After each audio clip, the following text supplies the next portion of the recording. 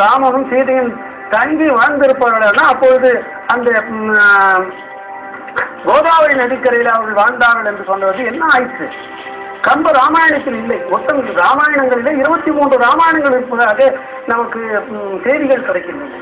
எந்த இடத்திலேயும் அந்த சான்றுகள் வரவில்லை. கோதாவரி நதிக்கரையிலே அவர்கள் தங்கி இருந்ததாக, அங்கிருந்த போதுதான் சீதையை ராமன் தவற விட்டான் அல்லது ராவணன் அவளை எடுத்து சென்றான் என்கின்ற ஒரு கதையை நாம் பார்க்கிறோம். புராணங்கள் என்ற நிலையை விட்டுவிட்டு காப்பியங்கள் என்ற நிலையை எடுத்து பார்ப்போம்னால் கம்பராமாயணம் என்ற காவியமாக இருந்தாலும் சரி, துளசி ராமாயணம் என்ற காவியமாக இருந்தாலும் சரி, இன்னும் இது போன்ற ராமாயணங்கள் 23 பார்த்தாலும் கூட அவர்கள் எங்கே இருந்தார்கள் என்று சொன்னால் அந்த கோதாவரி நதிக்கரையிலே இருந்த அந்த இடத்திலே தான் இருந்து வாழ்ந்து வந்தார்கள் என்று சொன்னார். கோதாவரி நதிக்கரை எங்கே இருக்கிறது? தஞ்சாவூர் எங்கே இருக்கிறது?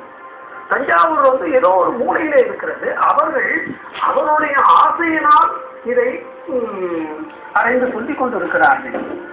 மான் என்கின்ற அந்த மாரீசமான் மாயமான் வந்தது என்று சொல்லி உடனே அதற்காக பக்கத்திலேயே இடது பக்கத்திலேயே ஒரு ஊரிலே சிற்றூரிலே இங்குதான் பொன்மான் மேய்ந்தது என்று எடுத்து சொல்லுகிற அந்த நிலையை நாம் பார்க்கிறோம். இவற்றுக்கெல்லாம் அடிப்படை என்பது இல்லை. அடுத்ததாக இன்னொரு விஷயத்தை நாம் பார்ப்போமானால் இந்த கோடுகிழி என்ற இந்த ஊரை பற்றி சொன்னார்கள். அது வலதுபுறத்திலே இருக்கிறது. அது லக்குவன் கோடு கிழித்த இடம் என்று சொல்கிறார்கள். அதுவும் அடிப்படை இல்லாத ஒன்று என்பதை சொல்லிக்கொண்டு அதே நேரம் பூமியிலிருந்து சுயம்புவாக லிங்கம் உள்ளிட்ட கடவுள் சிலைகள் வருவது உண்மை என்று சத்தியவேல் முருகனார் கூறினார். சுயம்பு லிங்கங்கள் என்று சொன்னால் தாம் தோன்றிகள் என்று தமிழிலே சொல்லலாம். சுயம்பு என்பது வடமொழி சொல். தூய தமிழிலே சொல்ல வேண்டுமானால் தான் தோன்றி.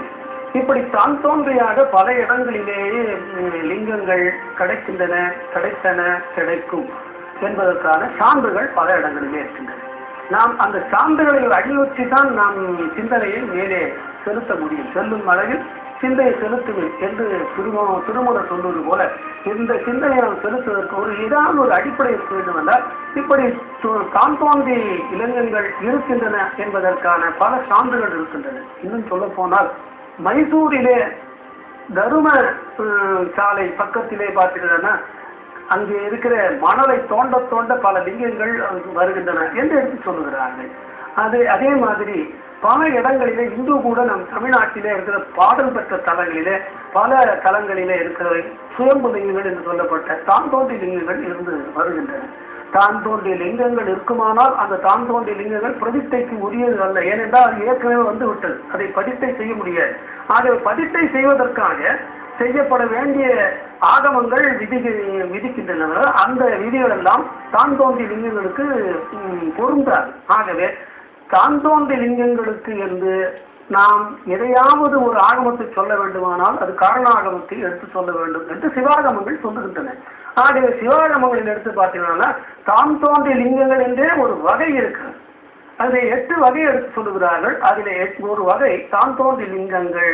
அதை எப்படி அதை சுற்றி கோயில் அமைப்பது, அந்த கோயிலிலே எப்படி வழிபாடு செய்வது என்பதற்கான விதிமுறைகளை எல்லாம் சிவாகமங்கள் எடுத்து கூறுகின்றன. அந்த சிவாகமத்திலே தலையாய சிவாகமம், காரணாகமம் என்று அந்த சிவாகமங்களின் வழியாக நம்ம அறிந்து கொள்வோம். ஆகவே தான் தோன்றிய லிங்கங்கள் பல இடங்களிலே இருப்பதற்கு வாய்ப்பு உண்டு. அதே போல சோலை பூஞ்சேரியிலே ஒரு தான் தோன்றிய லிங்கம் இருக்குமானால் அதை நாம் ஏற்றுக்கொள்வதற்கு எல்லா வகையிலும் நாம் முன்னேற்றலாம். காரணம் பல சான்றுகள் நமக்கு அவ்வாறு ஏற்றுக்கொள்ளலாம் என்பதற்கு துணை செய்கின்றன. ஆகவே சோலை பூஞ்சேரியினுடைய சிறப்பு அந்த தான் தோன்றிய லிங்கங்களாக கூட இருக்கலாம். ஆனால் தொல்லியல் துறையினரோ பூமியிலிருந்து சிலைகள் வருவதாக கூறுவதில் உண்மையில்லை என்று கூறுகின்றன. மாறுபட்ட கருத்துக்கள், மாறுபட்ட பார்வைகள் இருந்தாலும் எதுவும் நிரூபிக்கப்பட்டதாக இல்லை. ஆனால் மக்களின் நம்பிக்கைகளும் தங்களது முன்னோர்கள் தங்களுக்கு சொன்ன செய்திகளும் எத்தனை ஆண்டுகள் ஆனாலும் வாழ்ந்து கொண்டுதான் இருக்கின்றன. நல்லவை சார்ந்த நம்பிக்கைகள் நன்மையே தரும் என்பதால் இவர்களின் நம்பிக்கையான தகவல்களை விமர்சிக்க வேண்டாம் என்றே தோன்றுகிறது. ஏனென்றால் மூட பழக்க வழக்கங்களுக்கும் இவர்களின் நம்பிக்கைகளுக்கும் நிறைய வேறுபாடுகள் இருக்கின்றன. இந்த மண்ணில் ஒழிக்கப்பட வேண்டியது மூடப்பழக்க வழக்கங்கள் தானே தவிர நம்பிக்கைகள் அல்ல.